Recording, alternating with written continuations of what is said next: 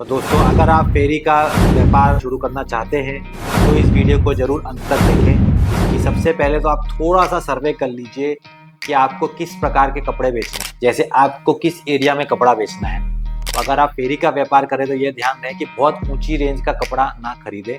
वो एक फेरी के रूप में, एक छोटे ठेले के रूप में आपको इसमें एक रेंज निर्धारित करनी होगी, क्योंकि फेरी पे आप पूरी रेंज नहीं रख सकते। आप एक वैरायटी या दो वैरायटी ही रख सकते हैं। कॉलोनी में व्यापार करना चाह रहे हैं जहाँ पर आपके गृहिणियाँ ज़्यादा हैं, उसके बावजूद फिर आपको किस प्रकार से रेट रखना है, किस प्रकार से आपको बेचने का ध्यान रखना है, किस प्रकार से आप मार्केटिंग कर सकते हैं। अच्छे मैन्युफैक्चरर से जुड़कर ही कपड़ा खरीदें, अच्छे होलसेलर से ही कपड़ा खरीदें।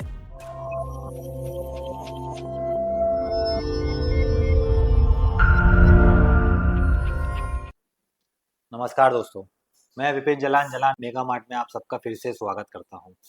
जलान मेगा मार्ट का यूट्यूब चैनल देखने के लिए और सुनने के लिए बहुत बहुत धन्यवाद। उम्मीद करता हूं कि आपको जलान मेगा मार्ट के वीडियोस पसंद आते हैं, तभी आप इसको फॉलो कर रहे हैं। जो दोस्त नए हैं उनसे रिक्वेस्ट करूंगा कि रेगुलर वीडियो अपडेट पाने के लिए फॉलो ज़रूर करें और पसंद आने पर लाइक ज़रूर करें। जो भी आपको चीज़ें समझ में आती है आप कमेंट सेक्शन में लिख के भेजिए। हम आपके हर प्रश्न का उत्तर पूरी निष्पक्षता से देने की कोशिश करेंगे। तो दोस्तों, पॉपुलर डिमांड पे आज कुछ ग्राहकों ने हमसे इस वीडियो की डिमांड की है, जिसका टॉपिक ये है कि फेरी वाले बिजनेस को वो कैसे शुरू करें। जो हमारे यंग जनरेशन भी हैं या फिर जो हमारे भाई बंधु हैं जो गांव में अपना काम शुरू करना चाहते हैं, या शहर में जिनके पास ज़्यादा इन्वेस्टमेंट करने के लिए पैसा नहीं है फिर भी वो अपना खुद का व्यापार शुरू करना चाहते हैं। वो एक फेरी के रूप में, एक छोटे ठेले के रूप में, या फिर एक छोटी दुकान के रूप में, ऑटो के रूप में, रिक्शा के रूप में किस प्रकार से फेरी में कपड़े का व्यापार शुरू करना चाहते हैं, उसमें क्या-क्या समस्याएँ आती हैं या क्या-क्या उसके फ़ायदे हैं, इस विषय पर आज का हम वीडियो आपके सामने लेकर आए हैं।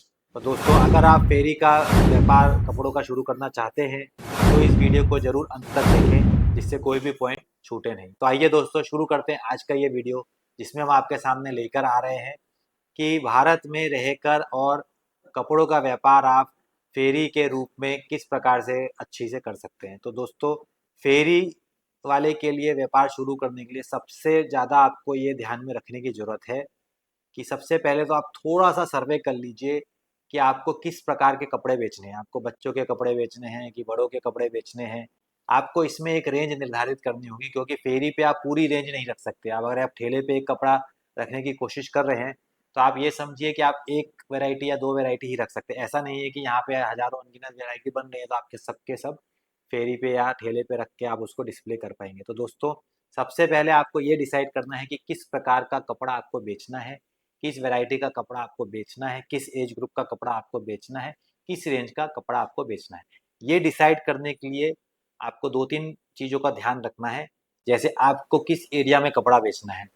आप गाँव में कपड़ा बेच रहे हैं कि शहर में बेच रहे हैं, या स्कूल कॉलेज के विद्यार्थी ज़्यादा हैं, तो वहाँ पे उस आप स्कूल कॉलेज के विद्यार्थी को जैसे जीन्स, टी-शर्ट ये सब ज़्यादा पसंद है, तो आप उसका ठेले का व्यापार उस पे शुरू कर सकते हैं।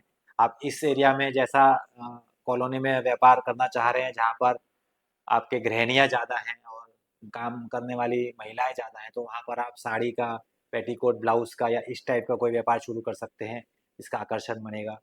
आप इस एरिया में शुरू करने जहाँ पे जा रहे हैं, यहाँ पे यंग लड़कियों का क्राउड ज़्यादा है, कॉलेज लड़कियों का क्राउड ज़्यादा है, तो वहाँ पे आप लहंगा चुन्नी है या इस प्रकार का व्यापार शुरू कर सकते हैं। तो दोस्तों, आपको इस प्रकार से पहले ये डिसाइड करना है कि आप किस एरिया में कपड़ा बेचना चाहते हैं और किस एज ग्रुप में और किस वैरायटी का आपको कपड़ा रखना है।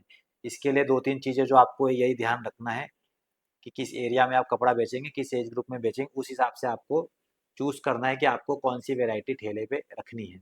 एक बार आपने ये मन बना लिया तो वैरायटी आपने चूज़ कर ली, एज ग्रुप आपने चूज़ कर लिया, उसके बाद आपको ये ध्यान देना है कि आपको कपड़ा कहाँ से खरीदना है और कैसे खरीदना है, जिससे आप ठेले पे भी आप आसानी से बेच पाएँ। तो दोस्तों, ठेले पे अधिकतर लोगों की सोच होती है सस्ता कपड़ा खरीदने की।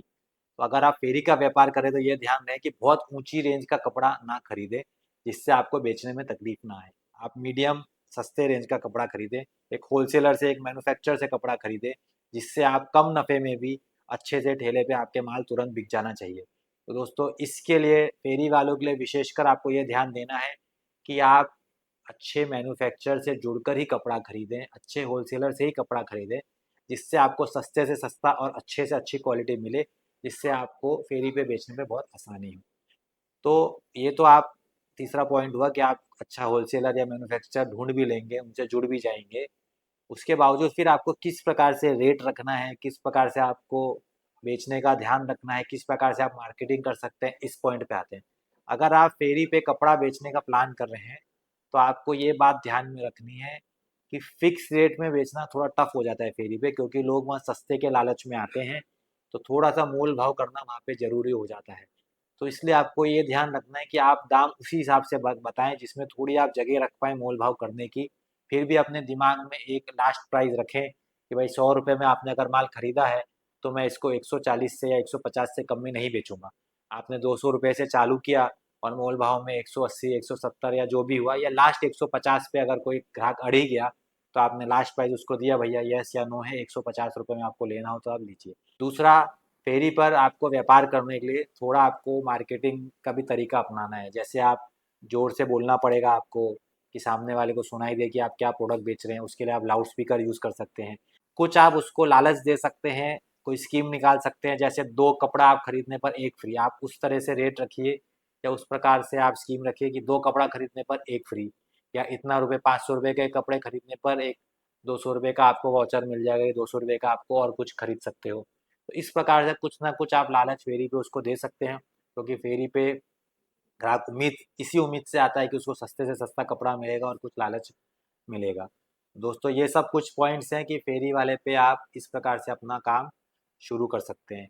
थोड़ा सा आपको बस यही ध्यान रखना है कि रीजनेबल रेट की चीज़ें खरीदनी है। फेरी पे बहुत ऊंचा खरीदने का बेचने का चेष्टा ना करें। अच्छे मैन्युफैक्चर से, अच्छे रिटेलर से कपड़ा खरीदे जहाँ पे आपको सस्ती चीज़ें मिले, व्यवस्थित चीज़ें मिले, क्वालिटी भी अच्छी मिले, जिससे एक नज़र में आप ग्राहक को बेच पाएँ, पसंद करा पाएँ। तीसरा, रीजनेबल रेट रखें, बहुत ऊंचा रेट मत रखें, लेकिन इस प्रकार का रेट रखें कि थोड़ा मोल भाव का उसमें जगह रहे। चौथा, थोड़ी स्कीम आप उसमें दिमाग लगा के रखें कि जिससे आप ग्राहक को संतुष्टि करा पाएँ और उसको एक प्रलोभन दे पाएँ कि वो आपसे आके और कपड़ा खरीदे। तो दोस्तों, सपना साकार करना है, सपने देखना बहुत अच्छी बात है, उनको साकार करने के लिए थोड़ी सी हिम्मत चाहिए। वही हिम्मत आपको जलान मेगा मार्ट से जुड़ने के साथ में मिलेगी। तो दोस्तों, देरी मत कीजिए, समय बहुत ही कीमती है। आज ही आप जुड़िए और अपने सपने का व्यापार चालू कीजिए। जलान मेगा मार्ट से जुड़िए और आज ही सपनों का व्यापार चालू कीजिए। धन्यवाद।